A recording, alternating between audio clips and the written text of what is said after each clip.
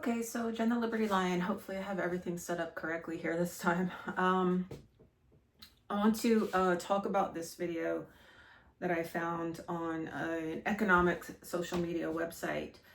This is Robert Kennedy talking about the COVID-19 vaccines. He's talking about how the vaccines were not actually created by Moderna or Pfizer. They were created by NIH with the help of a military contractor, and this was something done by and through the military, I guess. I'm going to explain my opinion on this now. If you've been following my channel, how I talk about the military and its connection to the government and a bunch of stuff having to do with the organic laws. And I point various things out. And when I'm done with this, I'm going to go over some of those things again. So I want you to watch this video, and then I'm going to explain to you what I think there is behind what he's saying that most people are not aware of. Turns out that the vaccines were developed not by Moderna and Pfizer. They were developed by NIH. The patents are owned 50% by NIH. Nor were they manufactured by Pfizer or by Moderna. They were manufactured by military contractors. And basically, Pfizer and Moderna were paid to put their stamps on those vaccines as if they came from the pharmaceutical industry, but that's not what they were doing. They were coming from this was a military project from the beginning. A military project from the beginning. Okay, so this was a military project from the beginning. Okay, so a couple points need to be made about this. If the military is involved, then the military were under some sort of mandate to get involved, because the military cannot do anything, not anything, without permission, without being told. And that permission has to come with funding. So the military doesn't work for free. The military gets paid to do exactly what it's told to do, and it must do only exactly what it's told to do. So if he says this was a military project, he's saying that somebody told the military, you have to do this. There's only two people, or a group of people and one person who can tell the military anything to do, and that's the people who fund them and the people who give orders.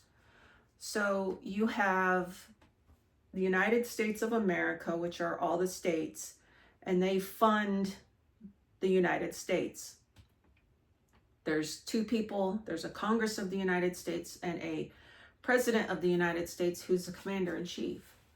Now, the Commander-in-Chief is the only one who can order the military to do anything. I believe the Congress are the ones who determine what the mission is. So Congress, I think, determines the missions for the military. And then the Commander-in-Chief says, do it. You're going to do that, and you're going to do that, and you're going to do that. Whenever you get contractors involved with the military getting things done, you are hiring outside people who already probably have a big company, who are private people who go and when the federal government, the military, puts out an offer for jobs to be done, a bunch of contractors will come in and they'll say, well, I can do that job for this amount of money.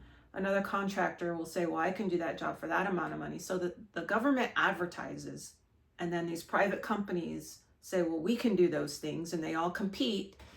And then whoever is decided will get the contract is awarded the contract.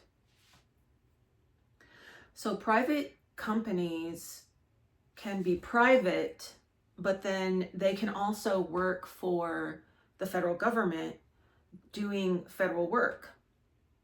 So I think there's confusion out there in the world between what a corporation does for the government and what the corporation can do in a private capacity. All these contracts have to be approved. There's several offices that work in coordination with each other to approve contracts. But the point is that everything that the military does has to be first given to them to do. And that comes from the Congress and the president. So, like I said the other day, there's two Congresses. There's a Congress of the United States of America, and there's a Congress of the United States. And we see that in the organic laws.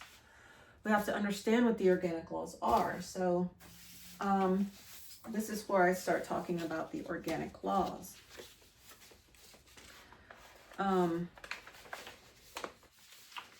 We have the Declaration of Independence, which is the time when the states, the colonies, got together and declared themselves free, sovereign, and independent states. And when they did that, they created the states as the United States of America.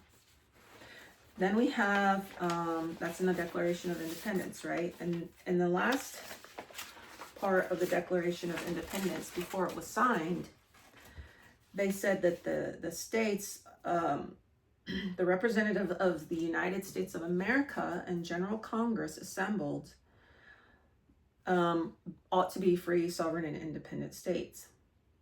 Okay, so we have the states, when they convene in a Congress, are the United States of America. We see that again in the Articles of Confederation. In 1777, the delegates of the United States of America in Congress assembled. Okay, that's the states. The states came together and they called themselves the United States of America, and Congress assembled. Now, they created an agency to work for them. Okay, some people have a problem with me calling it a military. They created a military and called it the United States. Some people, they get offended by that, or they just don't like it, or it's too hard for them to believe. So we'll call it an agency. It's a military agency, but we'll just call it an agency. And in the Articles of Confederation, they agreed that they would create this entity, and this entity would have an enacting clause when it enacts laws, and it would be called the United States, and Congress assembled. So we have two enacting clauses for two different authorities in the Articles of Confederation. We have the United States of America, and we have the United States. It's an agency of the states called the United States. And again, this is the United States of America, is the free, sovereign, and independent states. So it says the third year of the independence of America, not the United States, not its agency. So when you create something, so when the United States of America created the United States, they didn't give all of its sovereignty, independence, freedom, rights, powers, and jurisdictions to it. They gave it a little bit. And what I'm saying is it's the military power, the federal works that they were supposed to do on federal lands, and that sets apart from everything else. During the Eisenhower administration, during the writing and research for the jurisdiction reports that he had put out, these federal areas were called islands in the states. And these islands in the states carried out on those lands the federal works, the constitutional things. And we have some ordinances. Now, ordinances are different because the United States, under the Articles of Confederation, they wrote the ordinances. So it's the military that's writing these ordinances. These ordinances, being written by the United States, ended with the independence of the United States, not the United States of America, done by the United States and Congress assembled. That's the enacting clause for the United States. Okay, so let's look at the Constitution. The Constitution says, "We the people of the United States," in the preamble. Now, the actual title of the federal Constitution, the Constitution of the United States, 1787, says that the title is Constitution of the United States for the United States of America. And then that's reiterated in the preamble where it says, we the people of the United States. That's the federal people, different group of people. That's not the free people in the states. That's not the states. That's a different set of people. So when people go around saying, we the people, they're saying that they're under the power of the federal Constitution. And the only people under the power of the federal Constitution are the people performing federal works, whether you're elected, a civil servant, military, enlisted, a commissioned officer, someone hired to be a minister or consul to do the federal works. Those are the people getting paid by the United States, by the federal government to do certain things. So it says it works for the United States of America. So this Constitution is for the United States of America because the United States works for the United States of America, and it is signed at the independence of the United States of America. So when they get people together to work for America, those people are of the agency called the United States. Now, if we go back to the ordinance was written by the United States. Okay, so this was 1787, but it was right before the Constitution was written in 1787. The Ordinance of 1787 was written right before the Constitution. Well, but that was after so many states had ratified. After so many states joined the Articles of Confederation, joined in the Firm League of Friendship for the Confederation. So the enacting clause for the United States already is written in the Articles of Confederation under Article 2, which is not by this Confederation expressly delegated to the United States and Congress assembled. So you have the United States, and then you have a higher power over it, and that's the United States of America. That's the states. So the states are supposed to mandate to its agency, the United States, what to do. And the United States does those things. But when the United States does those things, it does them with its own enacting clause attached. So an enacting clause is necessary. You can't pass a law without an enacting clause. So the enacting clause is the United States and Congress assembled. And we see that in the Constitution of the United States for the United States of America, 1787, all legislative powers herein granted shall be vested in a Congress of the United States.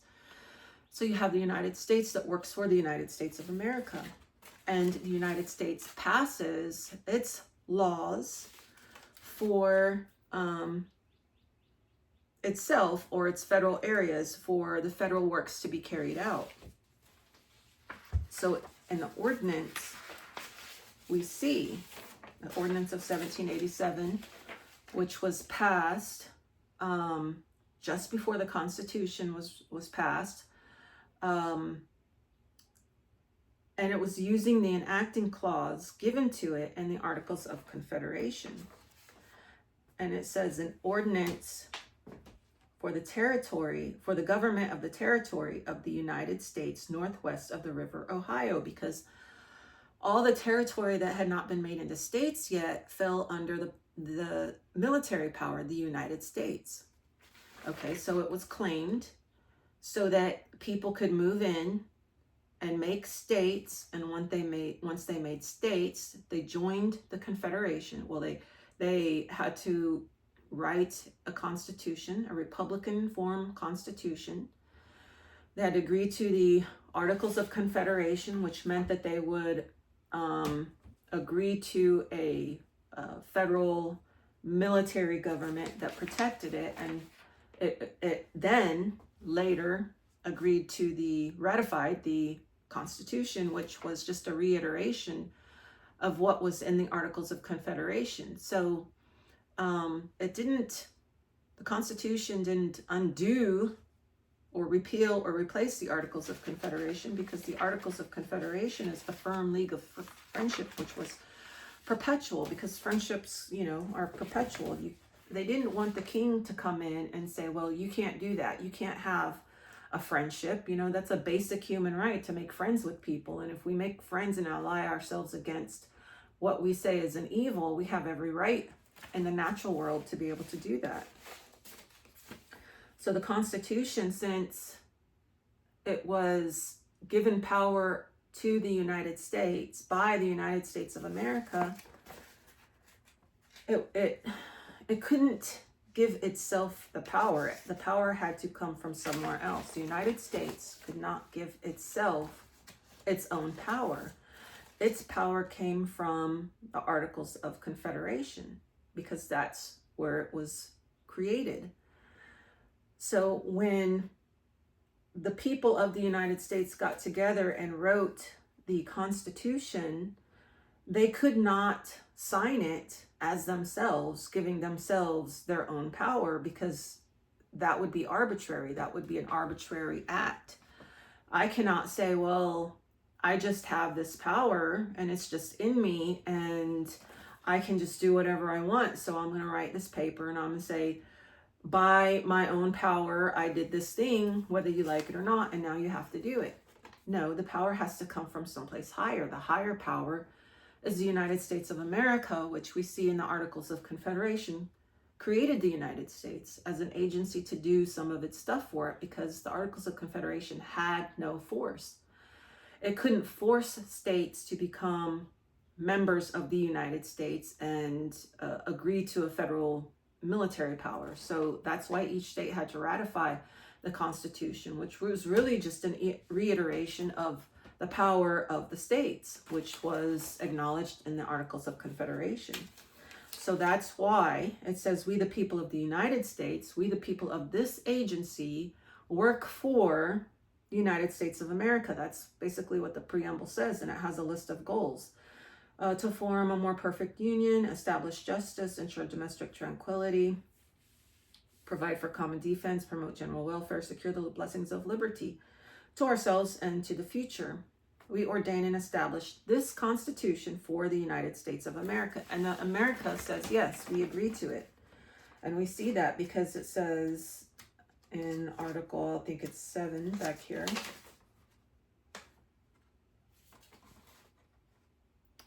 It says, done in convention of the unanimous consent of the states. The United States of America are not the states. The United States are not the states. The United States of America are the states. The United States is its agency. So it says, done by the unanimous consent of the states. Okay, the states are the United States of America. The United States of America has independence because each state retains all of its rights, powers, jurisdictions, freedom, sovereignty, and independence. So that's why it says, done in convention by the unanimous consent of the states, present the 7th day of September in the year of our Lord, 1787, and of the independence of the United States of America. Okay. So let's go back to the ordinance. The ordinance is done by the United States. Okay, so you have an enacting clause for the states, the United States of America, and it'll tell the United States what it needs to do. So then the United States will do it. But when it does it, it uses its own enacting clause, the United States and Congress assembled. So you have the states, the United States of America and Congress assembled. And then you have its agency, the United States, that does what it's told. But when it does what it's told, it does it and it says that it's from the Congress of the United States. So it says United States and Congress assembled. And that's what we see at the end of the Ordinance of 1787. All these are organic laws. You can go out and look at them. Done by the United States and Congress assembled, the 13th day of July in the year of our Lord, 1787. There's another one, 1784. I don't know if I have a copy of it. Here it is. Let's see.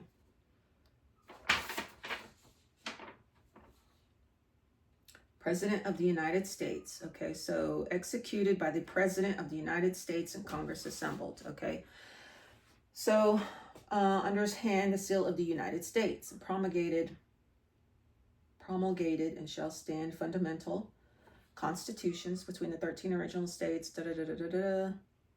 Joint consent of the United States and Congress assembled. So this is what the ordinances are acts. The ordinances are orders. These orders are done by the military, because only the military takes orders, right? Civilians don't take orders. If we're not in the military, we're not civil servants working for the United States. We're not any of those things. We're not tied to the United States in a work capacity or an elected capacity. We don't take orders. We're private people. We don't take orders. Now, if you are getting paid by the United States, then you're part of them, the agency, the military, whatever you want to call it. You take orders. Okay, that's part of being in the United States. That's part of being on the federal lands. Federal lands, you take orders.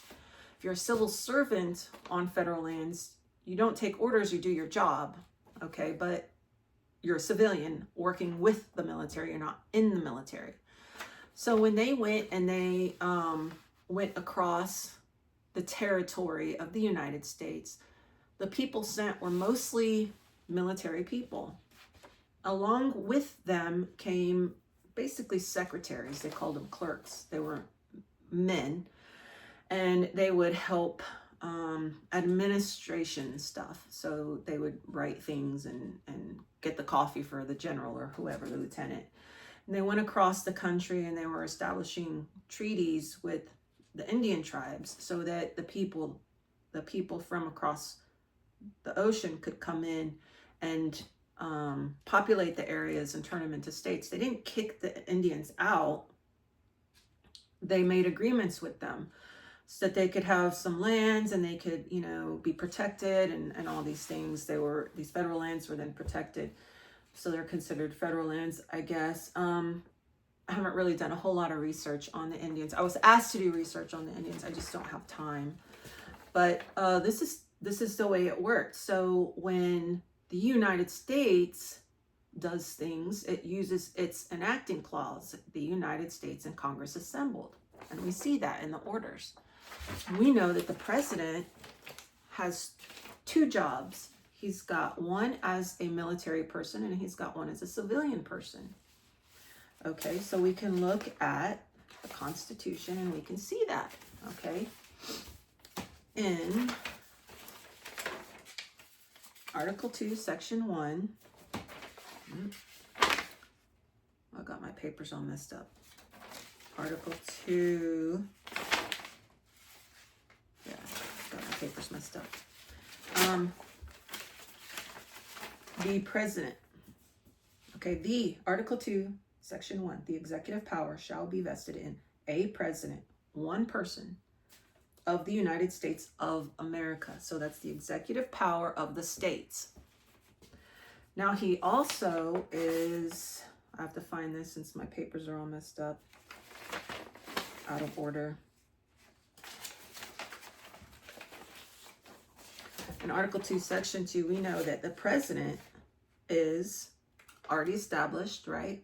A president has already been established, and he is the president.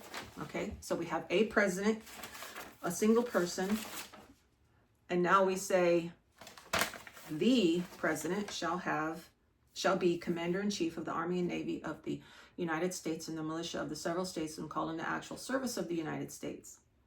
So now we have a president who has two offices. He's executive of the United States of America and Congress assembled, and he's the commander-in-chief of the United States.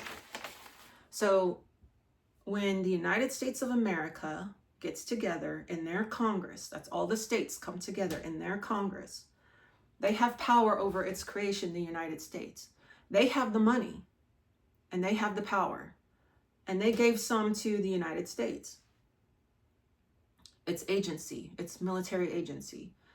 And they pass laws for the United States. And they say, yeah, you can do this. And then the military, because you have civilians in the United States of America and Congress assembled, and then you're supposed to have military of the United States and Congress assembled. So you have civilians who are the higher power who created the military. The civilians are the states. They can pass mandates, but they have to pay for those things. So they'll tell the United States, well, yeah, you can do that. And then the United States will say, okay, so since we're the military and we know how to do military things, we're going to decide how we do that. So the United States says, yeah, you can do that. And here's some money to do it. Or the United States will say, okay, well, this is how we're going to do it. And it's going to cost this much money because we got to pay these people. We got to pay for their travel. We got to pay for horses. We got to pay horse food. We got to buy equipment. We got to send them all the way over into the territory to start making treaties. They need equipment. They need uniforms. They need guns. They need supplies constantly brought out to them. And then they can start forming these treaties. And that paves the way for the United States of America to continue forming states and growing and making more states and joining the Confederation, and thereby giving them the path to make their own republic constitutions and ratify the federal constitution, joining the federal government so that it can do federal works, and then the states then give some land to the military, and then the military can do federal works on those lands.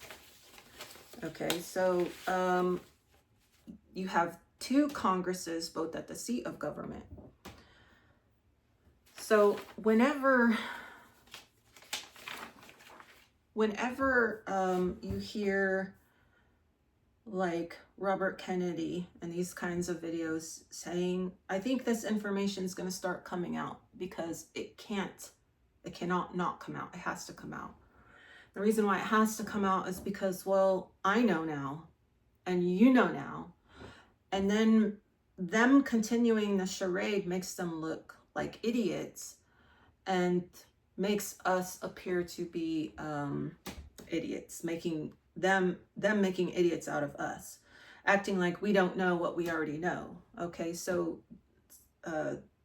they say knowledge is power. Okay, so knowing, it's just the idea of knowing the truth that causes things to shift and causes things to change, because knowing the truth and then not admitting it or still acting like it doesn't exist makes us all look like idiots and makes us the laughing stock of the world. So when Kennedy comes out and he says, well, NIH is a military contractor, and this was a military thing to have NIH make the vaccines and then have them put Pfizer and Moderna labels on them and send it out, and all this was done by the military. It's kind of like he's only telling half the story, and telling half the story, I think, is, and even in the military deception manuals is a type of lie. So if he's only telling half the story, why is he only telling half the story, and what's the other half?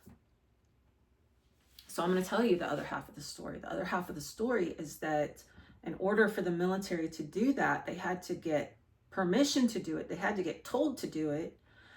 And then they had to be given money to do it. And where does that money come from? All the money is supposed to constitutionally come from the states. The states have a seat at the seat of government called the United States of America. And the states write laws and tell the United States what to do. And then people say, well, why do we have a constitution then? Okay. The Constitution was the basic necessities, the basic things that the United States needed to have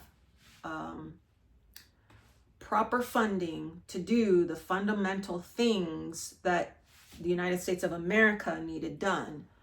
These are just very fundamental powers that has to be done for a military and protection, freedom, sovereignty, liberty, tranquility, justice to exist. Excuse me. So for them to say, well, this was a military thing, they're saying that what they didn't get told to do it. The military doesn't do anything without the civilians telling them what to do. The military is the military. If you're not in the military and you don't have a commission, then you're civilian. So civilians are private people, military are public people. Then you have elected people, of course, and when they're elected, they are semi-public and private. So they have a private life, but then they also have a very public life when they're in office and they're doing official works. That's the way it is everywhere around the world, okay? Fundamental things. So for the military to have done that, they had to be told to do it. And who do they get their orders from? The military gets their orders from the President of the United States, the Commander-in-Chief. And where can he get things from? The Congress of the United States, which is supposed to, by my reading of the Constitution, be members of the military. Okay, so where does the United States get their orders from? The civilians, the states. So the states assemble, and they assemble as the United States of America, and Congress assembled, and they pass laws for the United States. Laws that they need the United States to do that are outside the Constitution, out beyond just the fundamental things, to help get the Constitution going, to help enact the things in the Constitution, to help do the things that they're supposed to do. So I use the example that there's, I should have printed it out, I haven't printed it. There is a really easy law out there passed by the states called the United States of America and Congress assembled, telling the military, because the military asked them, the military said, hey, we don't have enough people in the Army to do this job, but we have an excess of people in the Navy, but we can't move people around without permission because the military doesn't do anything without permission. They can't. They're not allowed. They take an oath to the Constitution. They're given orders. They're ordered. They do what they're told and that's it. They do nothing else. So they had to ask the United States of America. They had to ask the states. So the United States had to ask the states, hey, we need to move some people from the Navy to the Army so we can accomplish the mission that the states gave us to accomplish. So to do that, we may need some extra funding, you know, for changing in offices and moving people around, transportation and stuff like that. So the United States of America says, okay, yeah, that's legit. We'll do that and then we'll fund it. You tell us how much money you need. The United States still, well, we need this much money. And so the United States of America will write a law with its enacting clause and it'll say, okay, the United States, you can do this. You can move these people around from the Navy to the Army. We'll give you, 300 men or women now and so much money, and you can move them. And you can set up new offices for them or whatever, because you have issues with people moving from the Navy. Like, let's say they live in housing or the military barracks, or, they've got their galley cards that they have with the Navy, and the Navy has its own funding. Now these people are going to be moved to the Army. So now you've got to move some of that Navy money to the Army because every penny is accounted for. And you can go back and look through the accounting documents of the United States where they account for things down to the cent, okay? Everything's electronic now. So when they talk about losing money, I'm like, I don't understand how they lose money. Yeah, you can lose equipment. It's damaged. It's somehow lost. It's stolen. Military people steal things from the government all the time. And so do civilians, okay? Nobody's beyond the morals just for what political status they are. So all these things get moved around. So that's one way you can tell that there's a process between the states and its creation, the United States, and the military. And this process is, as I've said. Okay, now here is an example from 1789, shortly after the Constitution of the United States for the United States of America was passed. It says an act to establish a seat of government of the United States. It's going to be in Washington, D.C., District of Columbia.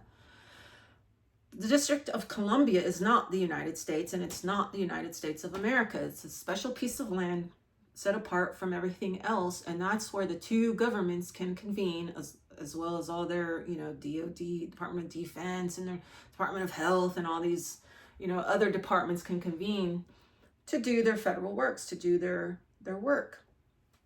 Okay, so there is no place really called the United States. So when you see a map and it says the United States written across it, that's not what we are. That's not, the name of where we live. That's not the name of the country. The country is the United States of America.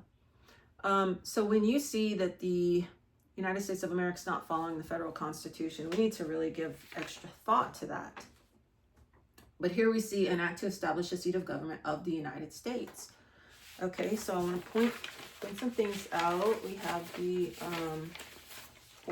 ordinances again. So who is telling the United States? Who's giving the United States permission? Because the United States is just an agency. It's just a military work. It's just a military thing that they created, that the states created to work for them, to do military works for them, also called federal works. So this is enacted by the United States of America. The states came together and they said, we're going to let the United States have a spot here at our seat.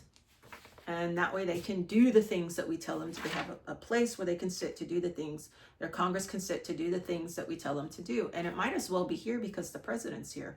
Why have the president at Washington, D.C. when he's in his executive capacity, and then move him somewhere else when he wants to do military works, Commander-in-Chief of the United States? That would be stupid and costly. So they build the White House. And the reason why is because when you work for a group of people, you are there. And for the Commander-in-Chief, his office as Commander-in-Chief, he has to be local. And so the Washington, D.C. area is considered federal lands. So it's federal, and it's sort of like a military post. So he being the top officer, he has to be there. And if he's not there, somebody else has to be there, okay? Just like on a military post. The commanding officer lives on the military post. Most of the officers live on the military post. They have to have so many people on the military post at all times.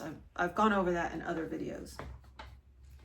Okay, that's kind of like to the side, but I wanted to mention it. So when the states get together and they enact a law, they use their enacting clause, which tells everyone, this is who I am.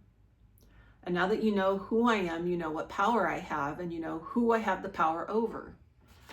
So in the Articles of Confederation, we see that the states got together and they created an agency called the United States. So the states, being the creator of the United States, naturally has power over it, has to tell it what to do and what not to do. And they're supposed to control it. So if they control it, how is the military doing things? And people are like, oh my God, the military's doing that. Well, the military is controlled by the states.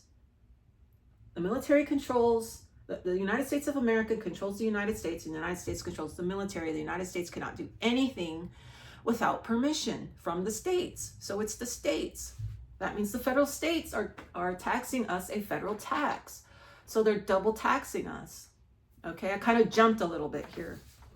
But the enacting clause of the United States of America, it was documented in 1948 to be said this way: be it enacted by the Senate and House of Representatives of the United States of America in Congress assembled.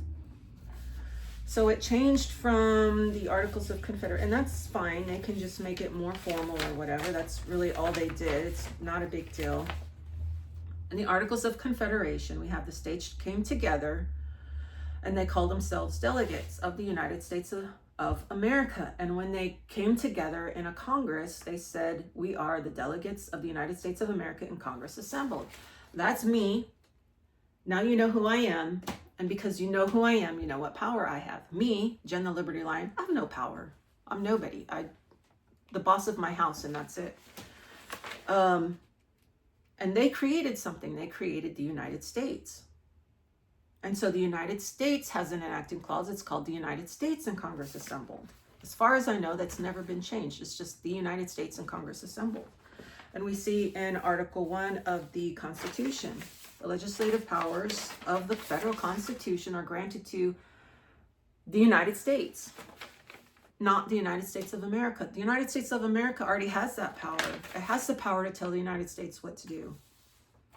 Okay, so the United States of America and Congress Assembled is telling the United States, come on over here to Washington, D.C. You got a seat here.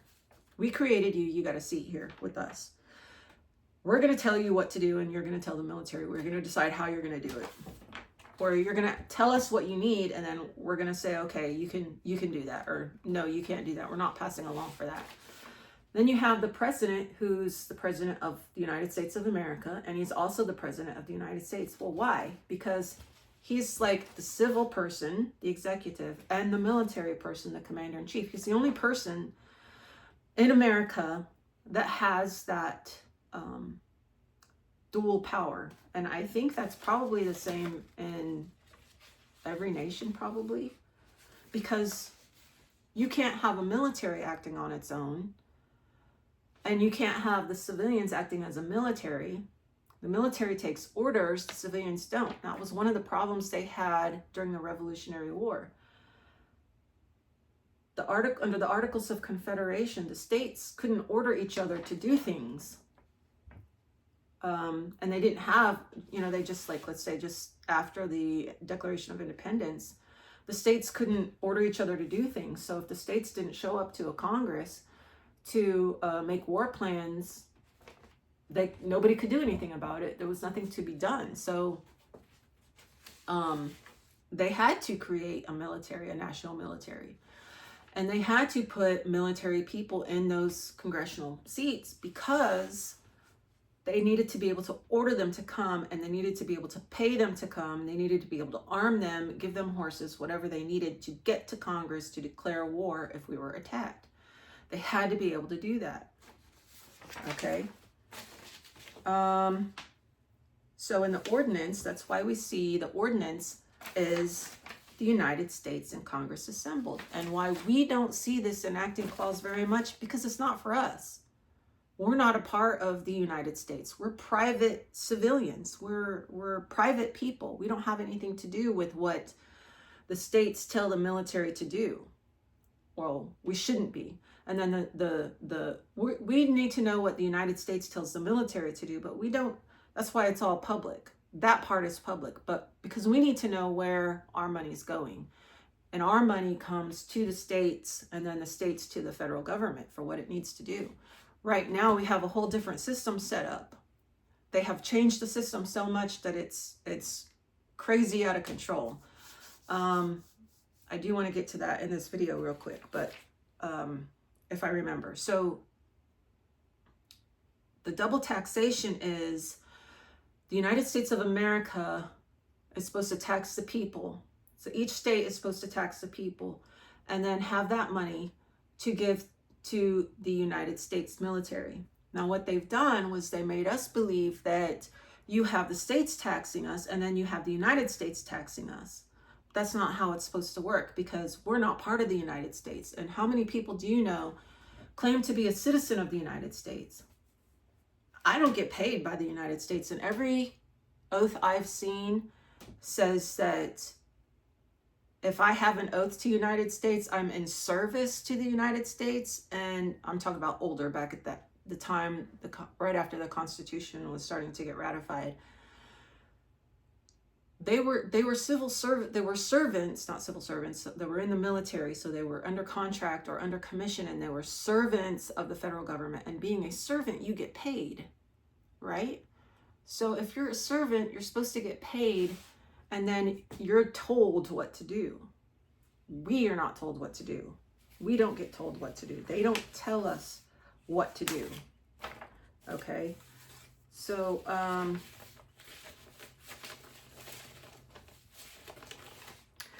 yeah, so I think that we're understanding now, we're starting to understand that there are two governments at the seat, and that both of these governments work together. They have a reciprocal relationship where the states tell the United States what to do. The United States tells its military what to do, how to do it. You know, and they do the logistics part of it. Okay, so I got my video was cut off because I've gotten a call, and whenever I get a call on my phone, it cuts the video off. And so this is the second part, the last part of the video I was making. And I wanted to mention just the last part of what I was going to talk about. I think it was, if I remember correctly, I think it was that I was going to mention how the states in the United States of America and the United States are working together to just keep draining money from the people. There was supposed to be one way in which they got money from the people, and that was directly through the states, because the states were supposed to control the purse of the federal government. So we were supposed to pay state tax, and then the state would take that money and give a portion of that to the United States for the works that it needed to do. The United States was never supposed to have an independent source of income. So all the tyranny, I think, going on is being done by the states, because the states are supposed to control the money.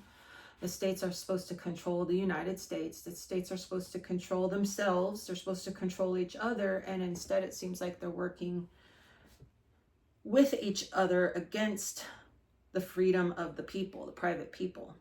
Now, when Washington left office, he said that he was leaving service to the public, leaving the United States, and going back to enjoy the private life on the rivers of on the banks of the Potomac River, I think is what he said. And you can read that in his farewell speech, but you can also read that in some letters he wrote to some friends, telling them about his retirement and how excited he was to retire, how happy he was to finally retire and leave the service of the United States. So when you're working with the United States and you're getting paid by the United States, you're leaving the United States, and then you become a natural born citizen, which makes you a citizen of the state, and no longer a citizen of the United States. So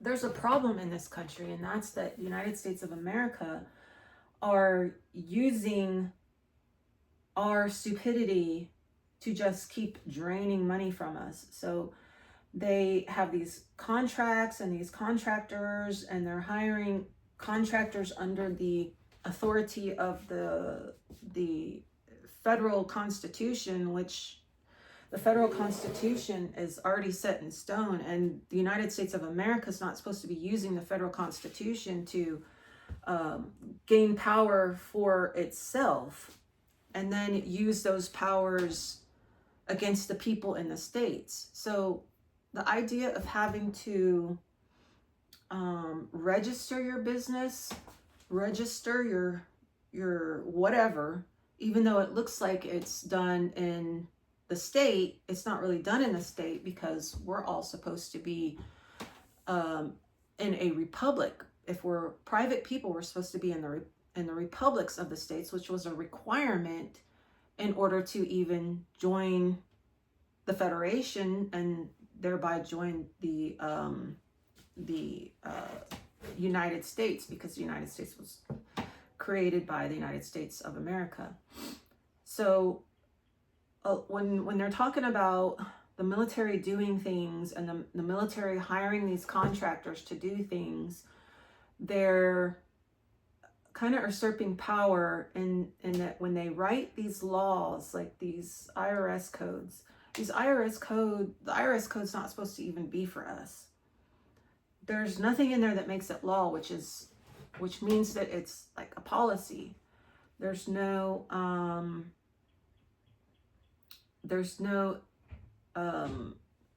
regular way, legal way to cite the IRS code. There's never been one passed because it's not a law. Every law since ancient Rome has to have a citation, a proper way to cite it. The IRS code and a lot of others of them don't have a proper way to cite the IRS code. So the states are using the IRS code and telling the people of the state that they have to pay a federal tax.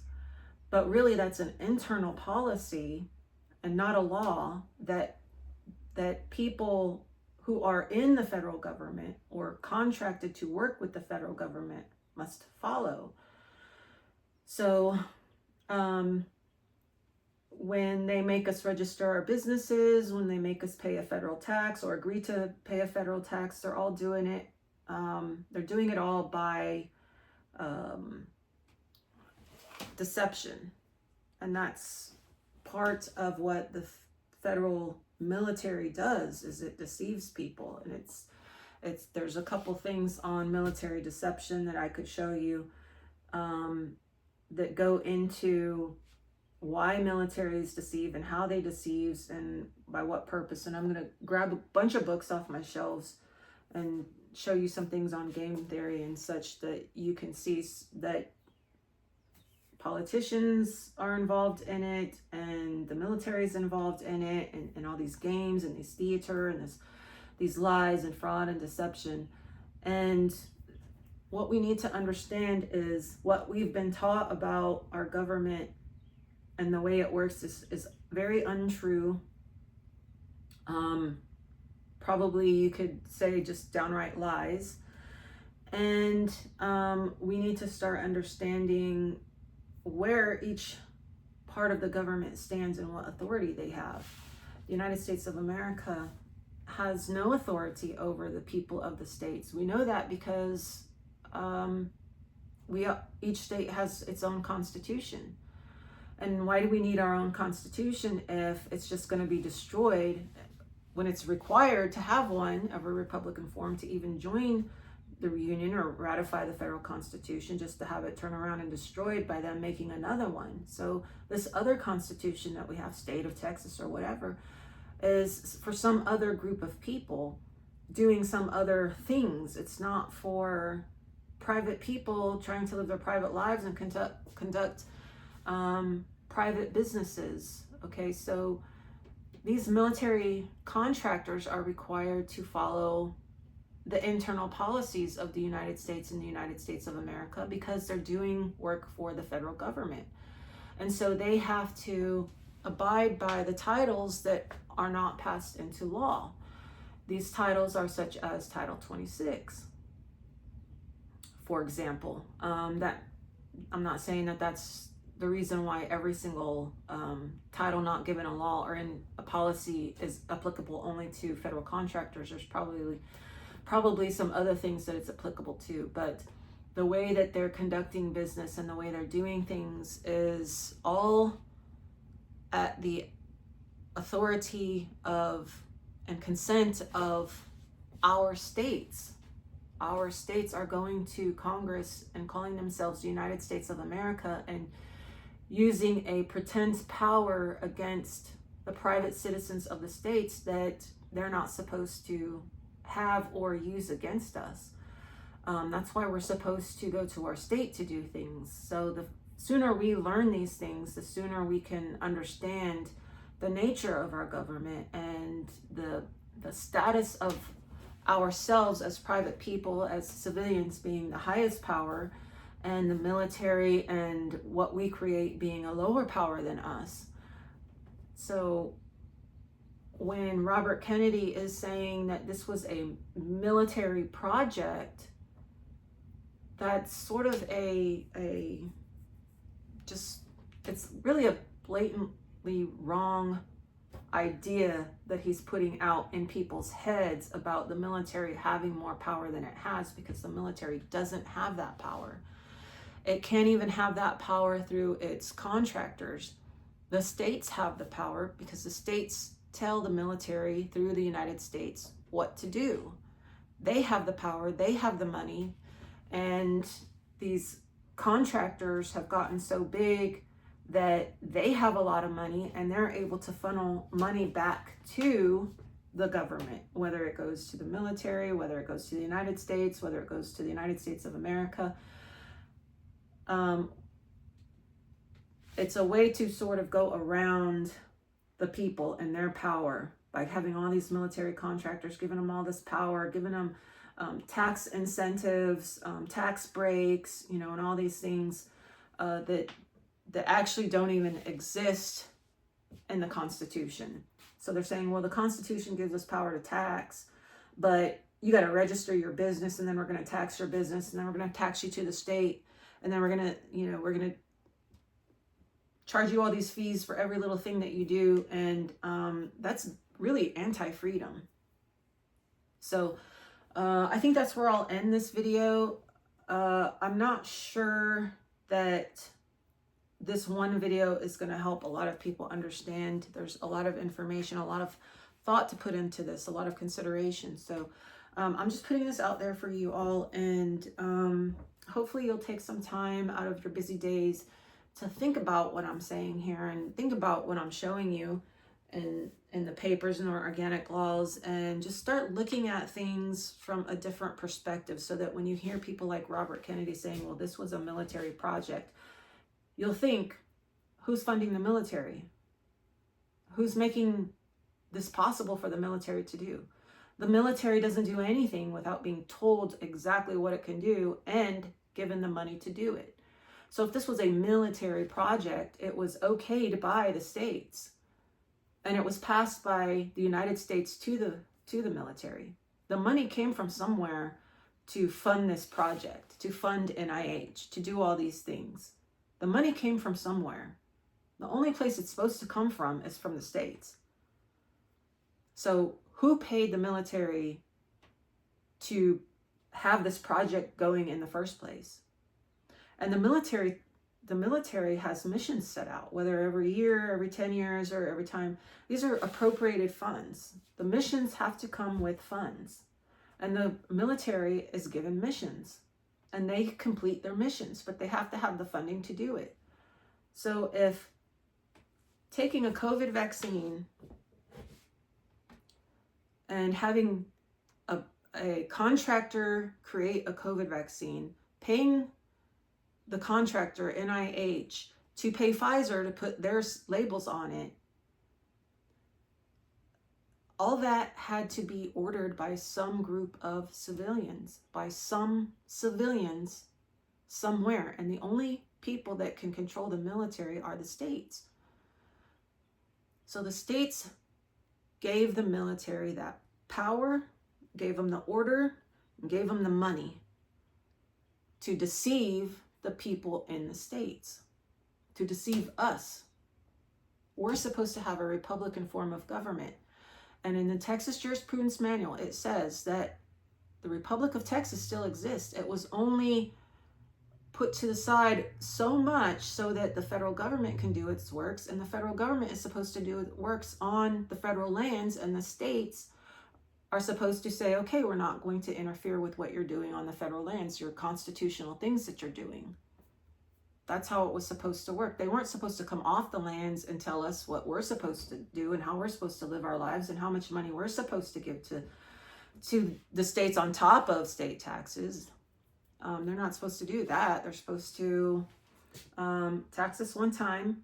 We give it to the states, you know, and all the money's accounted for. But this is just a way of drawing in more money, hiding money, laundering money, and acting outside the Constitution, and then pretending that it's private corporations doing this, or they're agencies within the government, and the government has power over the states. It doesn't. The states are the government, and they're supposed to have power over the military. Okay, so keep that in mind. All these contracts to do all these things comes from the United States of America and Congress assembled. That's the states. All this money comes from us to do all these things that then they're telling us we have to we have to get the vaccine, we have to buy the product, we have to do this, we have to do that, we have to get the insurance. This is our states acting against us, against our freedom, sovereignty, independence, rights, powers and jurisdictions that we continually give to them so that they can go in their Congress to control the military, which looks like a bigger power than it is, and then has them control us. So it's been coup after coup after coup after coup, and there have been people in the government that have written about these coups and have explained it to us. So yep, that's where I'll end the video, and I hope I got all my points in here. If I don't, I'll write them up in the comments or whatever. And then the next video is going to either be about military deception, which I've done some videos on this before. I'm going to read a different document along with show you some other things from the past documents that I've read. And then I want to do one on populations, the requirements of, not requirements really, but the necessity to have large numbers of people and what that has to do with the anti-abortion laws. Okay, so that'll be coming up soon. Have a great week, have a great day, and like, share, subscribe, and I'll see you in another video. Turns out that, the vaccines were developed not by Moderna and Pfizer. They were developed by NIH. They're owned, the patents are owned 50% by NIH. Nor were they manufactured by Pfizer or by Moderna. They were manufactured by military contractors. And basically, Pfizer and Moderna were paid to put their stamps on those vaccines as if they came from the pharmaceutical industry. But, that's not what they were doing. They were coming from, this was a military project from the beginning.